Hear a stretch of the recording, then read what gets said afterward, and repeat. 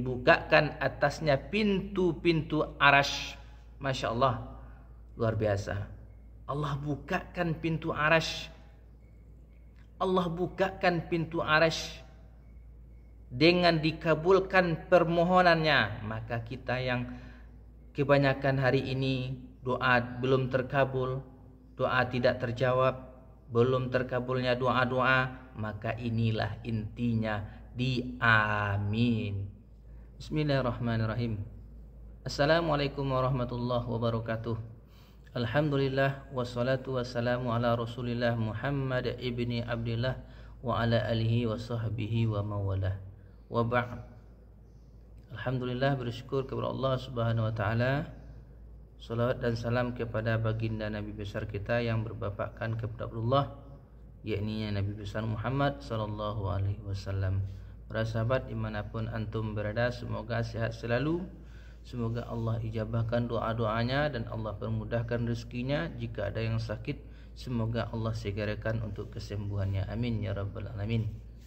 Wa an Nabi sallallahu alaihi wasallam, dari Ali radhiyallahu anhu, dari Ali karimallahu wajhah, dari Ali karimallahu wajhah, anin Nabi sallallahu alaihi wasallam annahu qala lailatun asra bi waqaftu tahtal arsy fa nazartu fawqi fa ra'aitu lawhaini mu'allaqaini min ruddin wa yaqutin fi ahadihima maktubun Fatihatul Kitabi wa fil akhiri Jami'ul Quran.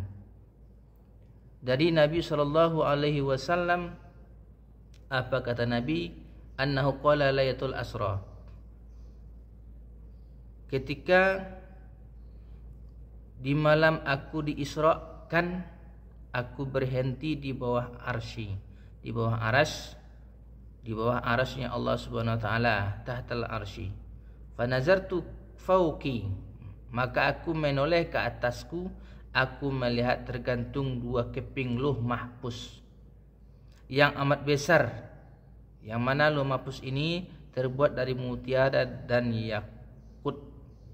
Salah satu di antaranya berisi tulisan surat Al-Fatihah, dan salah satunya berisi seluruh ayat-ayat Al-Quran di dalamnya. Jadi waktu Nabi Muhammad SAW Isra Mi'raj, Nabi melihat ke atas kepalanya, bagiannya di atas, terlihatlah dua kepingan Lauh Mahfuz di bawah aras, yang satu yang bertulisan surat Al-Fatihah dan satunya berisikan seluruh ayat-ayat seluruh dalam Al-Quran. Masya Allah, tabarakallah, luar biasa kan? Yang mana yang luar biasa, satu keping terdapat tulisan surat Al-Fatihah dan satu kepingnya berisi seluruh ayat-ayat Al-Quran. Faqultu ya Rabb akrim ummati bihazil lawhaini faqala Rabbu ta'ala qad akramtuka wa ummataka bihima wa huwa qawluhu ta'ala walaqad atainaka sab'an minal mathani wal qur'anal azim. Apa kata Rasulullah? Fakultu, aku bersabda, aku berkata, ya Rabb akrim, ya Tuhanku, muliakanlah ummati, umatku, muliakanlah umatku dengan isi kedua Lauh Mahfuz ini ya Allah. Ketika Rasulullah melihat Lauh Mahfuz ke atasnya, maka Rasulullah meminta kepada Allah, ya Allah, muliakanlah umatku atas kedua Lauh Mahfuz ini ya Allah. Lalu Allah Ta'ala berfirman, sesungguhnya aku telah memuliakan dirimu dan umatmu dengan isi Lauh Mahfuz itu, kata Allah. Sesungguhnya aku telah memuliakanmu dan umatmu dari kedua Lauh Mahfuz itu. Ialah seperti firman-Nya Allah SWT, dan sesungguhnya aku telah berikan kepadamu 7 ayat pujian. Yang mana 7 ayat pujian ini adalah surat Al-Fatihah yang terdiri dari 7 ayat dan Al-Quran yang agung. Masya Allah, tabarakallah. Jadi kata Allah, kata Rasulullah melihat menoleh kepingan Lauh Mahfuz, 2 kepingan Lauh Mahfuz, kata Rasul, ya Allah, muliakanlah umatku, kata Allah, aku sudah memuliakanmu dan umatmu dengan dua lauh mahfuz itu yang mana di dalamnya terdapat ayat Al-Fatihah dan 7 ayat pujian, yaitu 7 ayat Al-Fatihah. Masya Allah, tabarakallah. Fakultu ya Rabb, wa ma thawabu man yaqra'u Fatihatal kitab? Qala ta'ala, hiya sab'atu ayatin man qara'aha marwatan hurrimat alaihi sab'atu abwabi jahannama liqaulihi ta'ala, laha sab'atu abwabin walahu juz'un maksumun. Fakultu, kemudian Rasulullah bertanya, ya Tuhan, ya Allah, apa pahala bagi orang yang membaca Fatihah itu? Kata Rasul bertanya kepada Allah, ya Allah, apa sih pahala ganjaran yang engkau berikan kepada umatku yang telah membaca Al-Fatihah itu? Allah berfirman, Fatihah itu terdiri dari 7 ayat. Barang siapa yang membaca 1 kali, niscaya diharamkan baginya 7 pintu neraka. Al-Fatihah itu terdiri dari 7 ayat, dan barang siapa yang membacanya maka diharamkan atasnya 7 pintu neraka. Fahamnya, maksudnya diharamkan dia masuk ke dalam neraka bagi yang membaca 7 ayat Al-Fatihah. Masya Allah, tabarakallah, luar biasa. Seperti firman Allah Ta'ala, neraka mempunyai laha sab'atun abwab. Neraka mempunyai 7 pintu. Walahu jaz'un maksumun, dan tiap pintu mempunyai perannya masing-masing. Maksudnya mempunyai bagiannya masing-masing. Masya Allah, tabarakallah. Jadi kita yang membaca, umat Nabi Muhammad, kata Rasul, apa ganjaran pahala yang kau berikan ya Allah bagi umatku yang telah membaca Al-Fatihah ini? Kata Allah, terdiri surah Al-Fatihah itu 7 ayat, maka diharamkan bagi siapa yang membacanya 7 pintu neraka baginya. Maksudnya tidak dimasukkan ke dalam neraka. Masya Allah, tabarakallah. Wa id qala al-abdu alhamdulillahi rabbil alamin, futihat lahu abwabas sama'il ula bil afwi warahmatil wasi'ah. Wa id qala al-abdu, ketika hamba membaca alhamdulillahi rabbil alamin. Di ayat alhamdulillah ya. Alhamdulillahi rabbil alamin, futihat lahu abwabas sama', dibukakan pintu langit yang pertama baginya, bagi orang yang membaca Al-Fatihah. Di bagian alhamdulillahi rabbil alamin dibukakan pintu langit yang pertama, dan maaf bil afi, dan maaf dan rahmat yang luas baginya. Masya Allah, tabarakallah. Ketika kita membaca Al-Fatihah di bagian alhamdulillahi rabbil alamin, Allah bukakan pintu langit yang pertama, dan Allah bukakan pintu rahmat dan maaf yang luas bagi kita. Amin, alhamdulillah. Wa idqala, dan ketika kita membaca Ar-Rahmanir Rahim, futihat alaihi abwabas sama'is, futihat alaihi abwabas sama'is tsaniyati bil barakah wal maghfirah. Ketika seorang hamba membaca Ar-Rahmanir Rahim, bagian Ar-Rahmanir Rahim, futihat, dibukakan baginya pintu langit yang kedua. Dan pintu keberkatan, keberkahan dan pengampunan. Masya Allah, tabarakallah. Di bagian Ar-Rahmanir Rahim dibukakan bagi kita pintu langit yang kedua, dan keberkatan dan pengampunan bagi kita yang membaca di bagian Ar-Rahmanir Rahim. Wa idza qala maliki yaumiddin, futihat alaihi abwabas sama'i salisati, yang ketiga, salisati bil izzati war rif'ati. Ketika seorang hamba membaca maliki yaumiddin, futihat, dibukakan baginya pintu langit yang ketiga. Nah, pintu langit yang ketiga dengan kemuliaan dan ketinggian. Kita yang membaca Maliki Yaumiddin, maka akan dibukakan pintu langit yang ketiga, dan Allah muliakan kita dengan kemuliaan yang luar biasa dan ketinggian. Masya Allah, tabarakallah.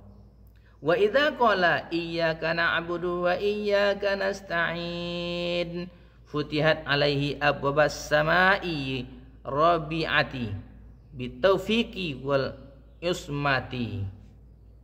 Ketika seorang hamba membaca iyyaka na'budu wa iyyaka nasta'in, dibukakan baginya pintu langit yang keempat dan taufik dan pemeliharaan.